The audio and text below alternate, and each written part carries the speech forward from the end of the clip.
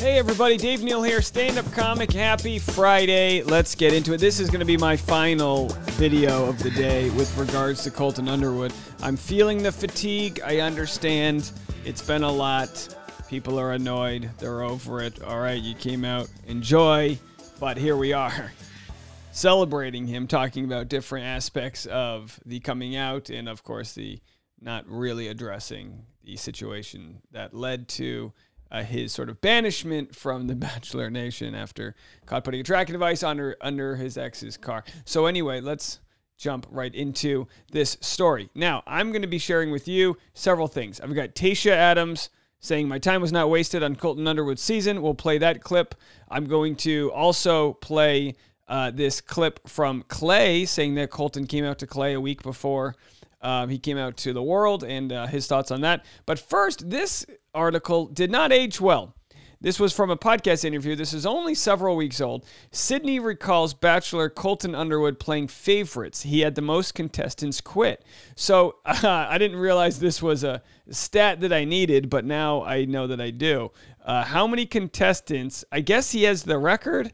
You know, he played football. He likes stats. He's got the record for the most contestants to walk out on him in a season. And now we look back on that with a different set of viewpoints where we wonder, is it because he didn't build deep connections, because he was closeted, or was why was that, Sydney? But she obviously didn't know during the podcast what the case may have been. She said, you could definitely see that he had some favorites for sure, and I felt he is very conscious of like how he's going to be portrayed. The 28-year-old dancer told Us Weekly, which is a great thing to do as a lead, like protecting yourself in a way, and I think because of that, a lot of relationships didn't move forward. He was just being so cognizant of that. People left for their own reasons, but I think that had a lot to do with it. Sydney, for her part, broke off her relationship with Colton during week 6 of the show. I don't even remember this. You know what I mean? You know, when the show's over, I only remember how it ended, and that's it. The decision for me to leave actually happened within that night because I didn't pack or anything. I didn't prepare at all for that, she recalled. But I'm realistic, and I'm like, he doesn't like me like he likes the other girls. He's looking at her very differently, so you kind of notice that. The Bachelor in Paradise alum added that she had a very surface-level relationship with the former football player. I still wanted to be there. I still wanted to try. She explained, noting she opted to have one final conversation with Colton before she made up her mind. I'd gotten to my wit's end at that point. I was very dramatic and going through my emotions a lot those last few days. In addition to Sydney, Heather Martin, Elise Delbon, is that her name? And eventually winner, say that in quotes, winner, Cassie Randolph opted to leave season 23 during filming. I think he had the most people quit. Something to share, the podcast host quipped. I'm sorry. Let me read that again. It's Friday, folks. Have a hot toddy, put some whiskey in it, and enjoy the rest of your day. I think he had the most people quit, the Something to Share podcast host quipped. Before Sydney left, however, she warned Colton that there were people in the house who weren't there for the right reasons. Oh boy. Turns out Colton wasn't there for the right reasons. You know what I mean?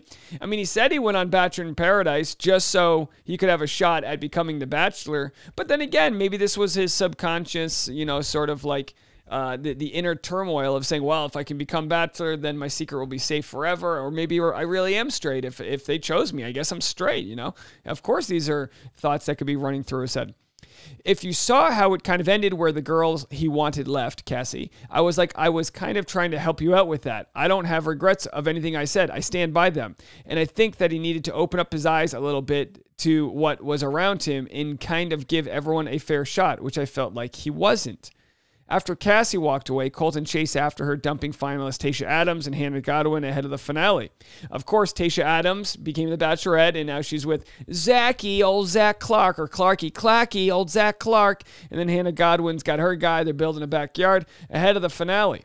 Colton and Cassie ultimately dated for over a year before their messy split during the summer of 2020. Messy meaning a temporary restraining order was filed because Cassie Randolph found a tracking device under the trunk of her car planted by Colton Underwood. If that's what you mean by messy, then sure, absolutely. I was sad to see that happen because I think both of them individually are great people.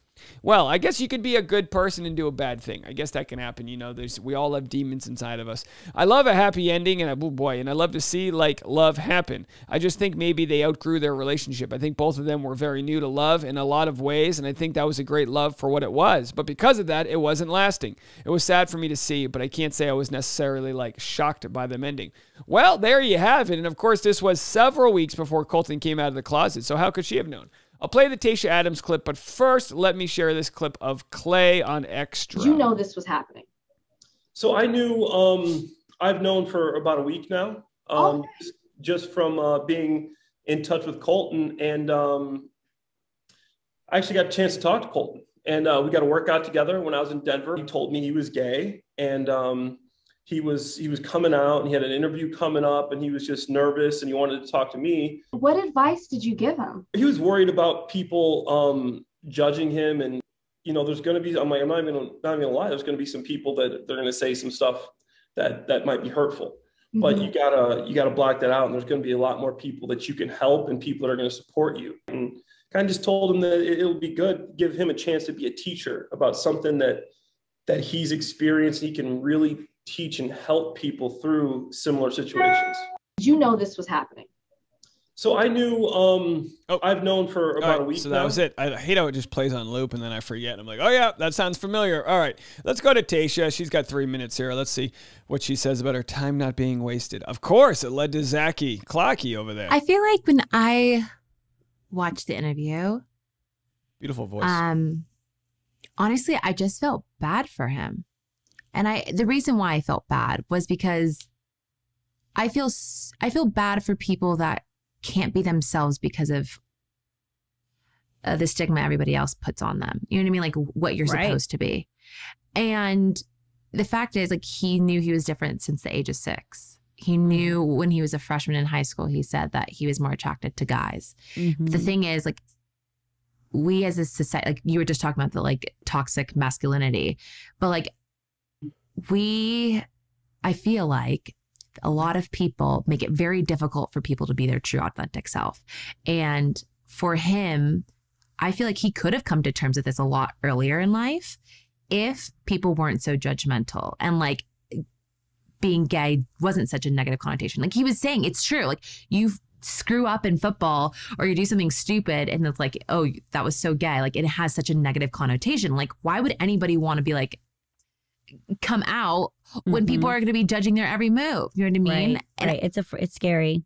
It's so scary. And I just feel, to be honest with you, I feel bad for anybody that's living with knowing who they really are, but they can't be who they are because of how everybody else is going to think about them. Yeah. And I understand that like Colton came on to be the Bachelor and you know, there's a lot of us women that really were trying to have an emotional connection with him. I don't feel like I wasted my time there. Mm-hmm. Yes. I really do not. I feel like I learned so much about myself in that own journey. And I really did try to give myself the opportunity to see Colton in my future. And the thing is, like, it worked out the way it was supposed to. Like, it wasn't me and it wasn't meant in the cards.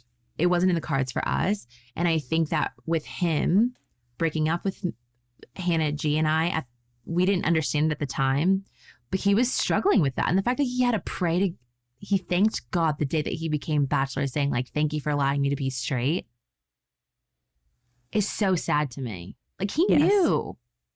Yes. Yeah. He knew. I will say when Colton and I did have our conversation, so one reason why I feel like my time was not wasted is because he helped me transform, or he helped me come to terms with a lot of things that I was dealing with. When I opened up about my own problems, he was very supportive of me. Like he listened and made me feel better. You know what I mean?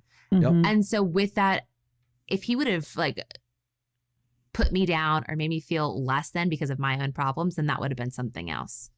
Right. But the fact is, like, I came to him and I brought to him my biggest skeleton in my closet, and I've grown so much from that. And so he was always very kind and supportive to me in that regard. So yeah, that's why I feel like I didn't waste my time. Good. Well, there you have it, folks. Tayshia Adams. Don't you love her? When she's talking about the skeleton she had in her closet, I'm not sure. Is she talking about her ex-husband?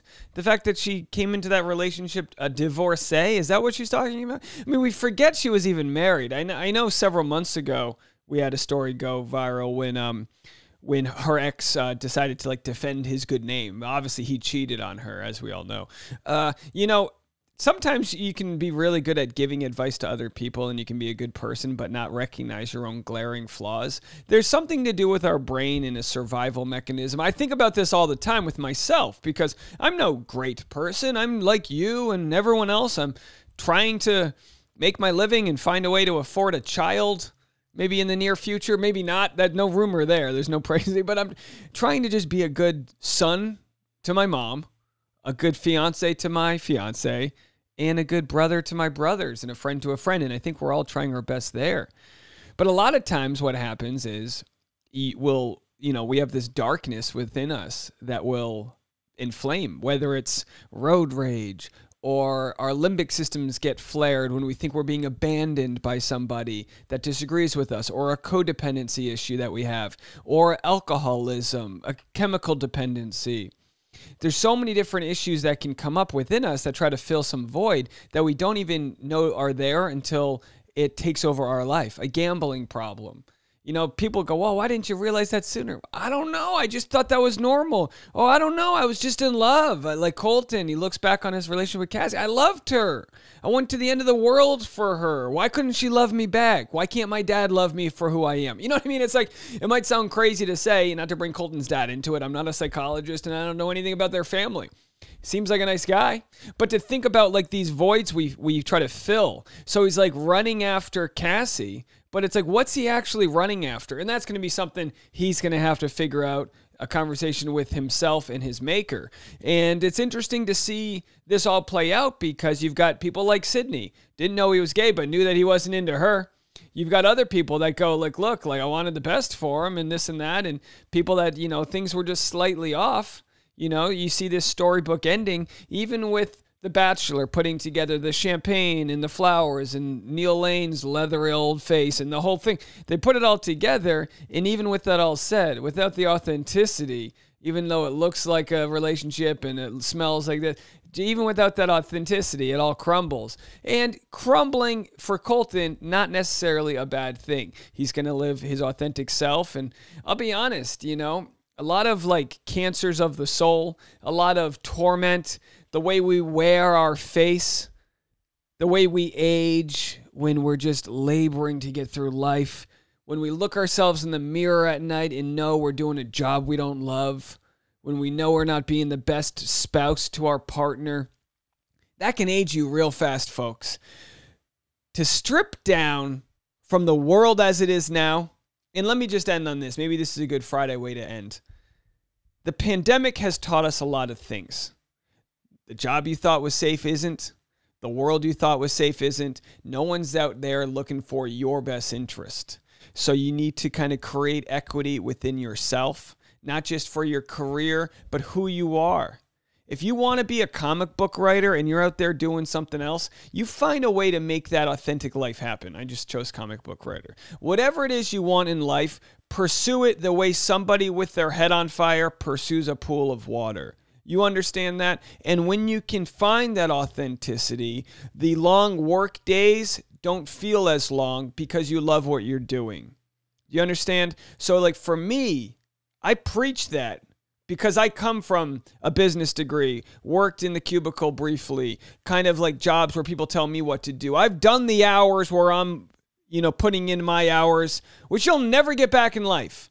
So whether it's in the closet or a job you don't love or a relationship that's not working out for you, whatever it is, toxic friendship where they take too much from you and you're just the giving tree reduced to a stump, whatever it might be that isn't satisfying you to your core, you know it, you feel it, just understand, the more hours, minutes, and seconds that you give to that situation, you will never get back in your life.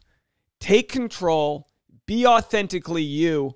The people that love you for who you are will stick around and the rest can go take a hike. All right?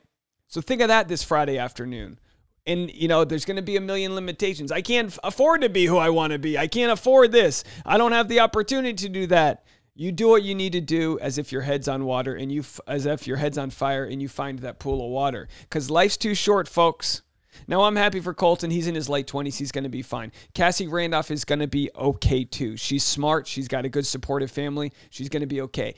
Obviously, with every video I've made, dozens, I've talked about the fact that Colton hasn't been held accountable to the way he should be. That's on you, Robin Roberts. You know, Tasha, my fiance, had a great point last night where she was saying, you know, the fact that Robin, is that her name, Robin Roberts? Whatever. Robin Rivers? Whatever Robin Railroad, whatever her name is, there's a chance that Colton gave this coming out interview to ABC and said, look, we'll give you this interview. It's going to be big, and sure it was, but you can't ask about Cassie by name. You can't ask about, all right, fine, you can ask, but I'm just going to apologize, and no pushback. You know, who knows what kind of negotiating went on for them to give that interview, because there's a lot of leverage there that comes with the platform. That platform that Colton has, because he's got equity in the sense that he's got his own brand and control over that.